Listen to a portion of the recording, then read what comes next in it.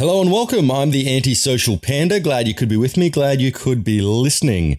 Now, I'm going to talk about some things today that have happened in the world in the last 48 hours that I believe are absolutely horrific, absolutely horrible, horrifying things that have gone on in the world that I think need to be addressed. Now, I am, of course, referring to what's going on in the United States of America.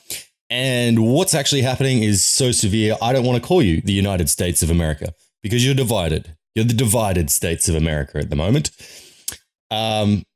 Obviously, I'm referring to the outcome of the election. Now, as it stands right now, Donald Trump has been elected. He's won the presidential race, and there's rioting. There's people taking to the streets to protest.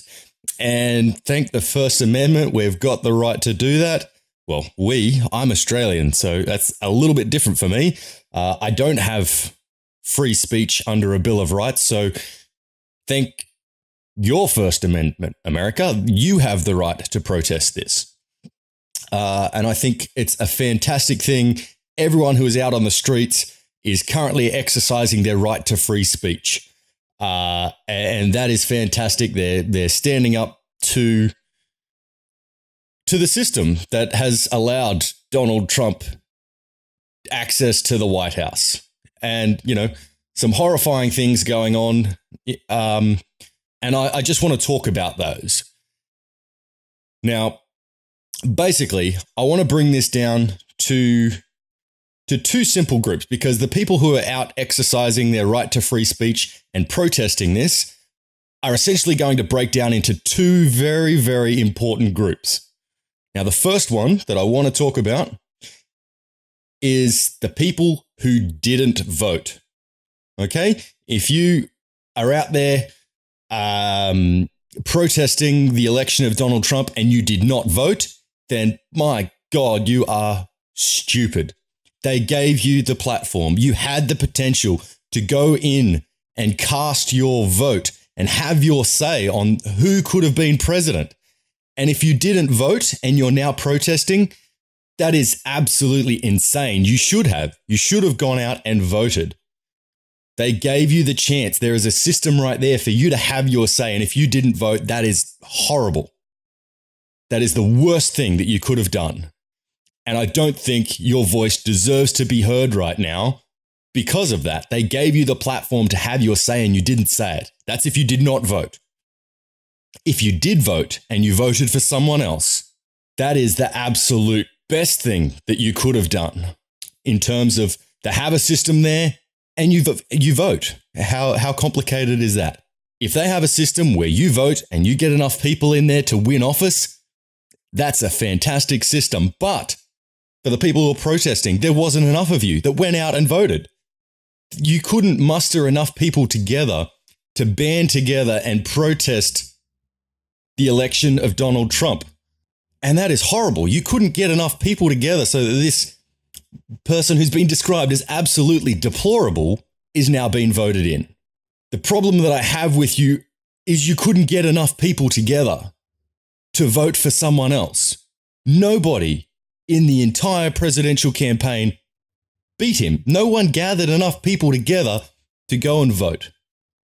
And so I'm going to state right here and now, I'm Australian. That's why I talk fast and probably have a little bit of an accent to most of you Americans if you're listening.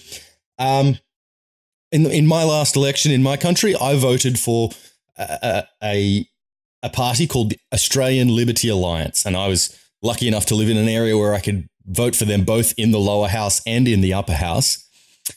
But I didn't, that party did not win in the election. And so I know how you feel. You voted for someone and they didn't cross the line. And it's not a good feeling, but right now I've got a prime minister in Malcolm Turnbull. I don't agree with a lot of the things that he says. Come next election, I'm going to cast my vote. But the thing I want to say to Americans is nobody Nobody got enough votes, got more votes than Trump. He is the prime minister elect, and that's your fault that you couldn't get enough people there to vote against him. And the most important thing that you have to do is accept it. And that sounds horrible. You don't want to hear that, but you have to accept it. Why? Because it is the political system. It is the exact same system that voted in Barack Obama. It's the exact same system that voted in George W. Bush. It is the exact same system that voted in Bill Clinton and all of your presidents. It's the outcome of democracy. And it is your fault if you couldn't get enough people to the voting stations. It's your fault if you couldn't get enough people to band together to vote for somebody else. Yeah, I don't think Trump's great by a long shot, but he got the most people to rally together and vote for him. Therefore, he actually does deserve to be your president. Like it or not, he has won the electoral race. Whoever you voted for, if you voted and voted for someone else, they didn't win. They couldn't rally enough people together to defeat Donald Trump. How sad is that? But if you're still, after all of that, wanting to protest, and I can understand if you do, it's a dark day. Like I said, horrifying things have happened.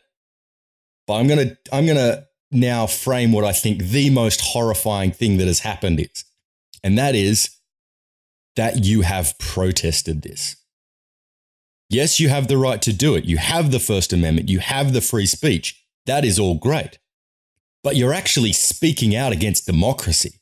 And if you're speaking out against the actual system that is the best system that anyone has come up with, anyone at any stage of life that has actually stood the test of time, not man, not woman, not gay, not straight, not black, not white, nobody has come up with a better system than democracy. And you're trying to say that your views, your hurt is more important than that. And I don't think that's great. I think that is horrifying. Every single election where there has been more than one candidate, so a fair election, someone is going to lose.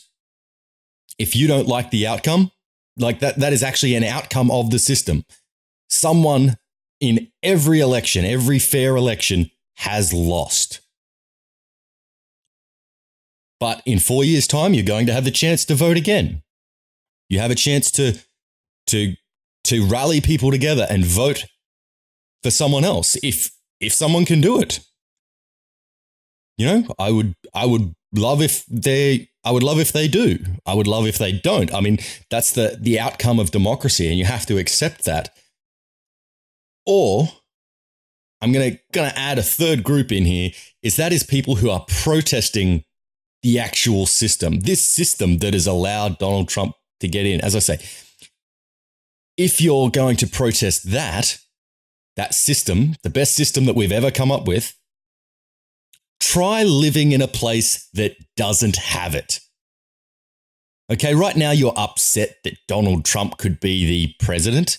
Try living in a place where they don't have a say. Try living in North Korea. They don't have democracy. Even though the definition of North Korea is a democratic country, they don't get to decide.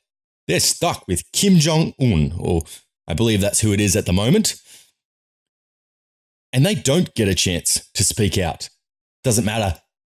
4 years, 40 years, he'll be there till he dies.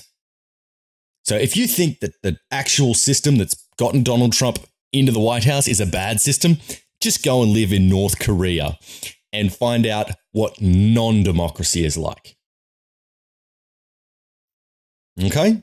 I think that's the best way to sum it up. If you couldn't get enough people together to beat Donald Trump, he has every right to be in that White House. If you don't like that, if you don't like the democracy that's led him there, go somewhere else. Somewhere that doesn't have democracy, and I'm pretty sure you'll go back to America pretty quickly. In 4 years' time, you have the chance to vote again. Vote however you like. If you didn't vote, vote next time. Nobody is to blame for this except for you. You who couldn't get enough people together to vote for someone else. So I don't like I say, I want to talk about what's horrifying. What is horrifying is people hashtagging not my president. Trump is not my president. People saying that, you're trying to undermine the democracy that has made your country great. Now, Donald Trump's trying to say he wants to make the country great again. And as I say, the majority of people have voted for him. And that is the point of democracy. If the majority of people can gather together behind a single leader to be better off for themselves, they will vote for them. And that's the idea of democracy, is people vote in their own interest for their own reasons, and usually so they can be better off. So if they're going to be better off, and those people believe they're going to be better off from voting for Trump, he has actually made America better for those people. That's why they've put him there. So he wants to make America better, and those people believe he can do it for them. Call them what you like. You have that First Amendment. You have that free speech to say whatever you like. But that's a fair system. The majority has spoken, and you're refusing to listen. You lost this time. If you don't like it, make sure you don't lose next time. That's all you can do. That's democracy.